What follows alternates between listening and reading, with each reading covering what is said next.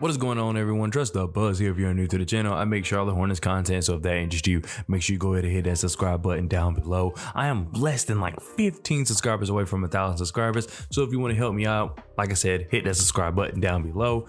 If you cannot tell by the thumbnail title of the video, in today's video or tonight's video, whenever you're watching this, we're going to be talking about how the Charlotte Hornets took Nick Smith Jr. at 27. So if you're new to the channel, last year I did a whole like kind of series of everything Charlotte Hornets fans need to know about X player.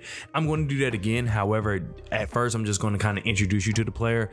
I'll do those videos in the morning because it's already 12 here. I still have to work tomorrow, so I can't be up all night recording even though I want to. Should have took off tomorrow. But anyway, I'm just going to be talking about what Nick Smith Jr. immediately does on a team. We can break down his footage in those, everything you need to know about blah blah blah player.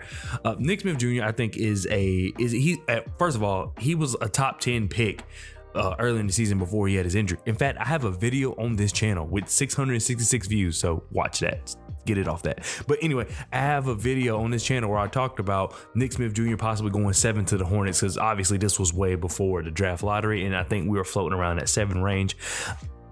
I was happy with it. I thought once again, Nick Smith Jr. was going to be a really good fit. He plays similar to Scoot. He is not Scoot, but he plays similar to Scoot. He is more of an off-ball guard than Scoot is. That is what I mean. But he also is a very athletic player. He is a very active defender. He does need to work on his shooting. While his shooting is not as bad as Scoot's shooting is, he does need to work on his shooting. But he's going to play very well next to LaMelo Ball.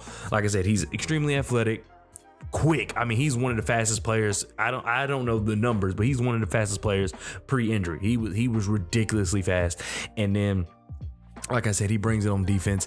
I think that he will just be a great fit with the team. The team likes to run. He likes to run. I think he's going to be able to create turnovers on the defensive end, which allows us to run. And then, like I said, he can play make, but he's really more of an off-ball guard. He just has the athleticism, can be effective in the mid-range, similar to Scoot. I am not saying he is Scoot. I just know so many of us are familiar with Scoot. We watch film on Scoot over and over again. That's the only reason I'm comparing him to Scoot. Other than that, that's where it draws there. But I will say that if the Hornets just wanted an athletic guard and they were upset they couldn't get Scoot, you're not going wrong with getting Nick Smith Jr. I think that, like I said, he's an excellent player. I did not expect him to go 27. I think people were scared. I mentioned this in the comment section below because I was talking to someone who commented on one of my videos. He was getting punished for literally, and you saw it by him going 27. He got punished for coming back and trying to play, and then he just didn't play as well. He probably would have went higher if he just sat out.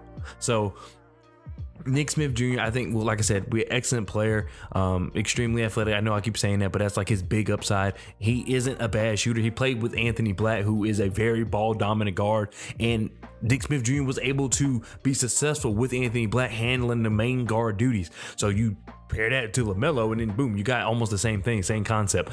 I think it's just, we're going to be seeing a lot of cuts to the basket. We're just going to be seeing a lot of motion for him. I think him moving off ball is the biggest thing for the Charlotte Hornets. And considering, I've said this before, Terry's best year with the Hornets to me was when the last year, where Terry was able to move off the ball freely and get his shots.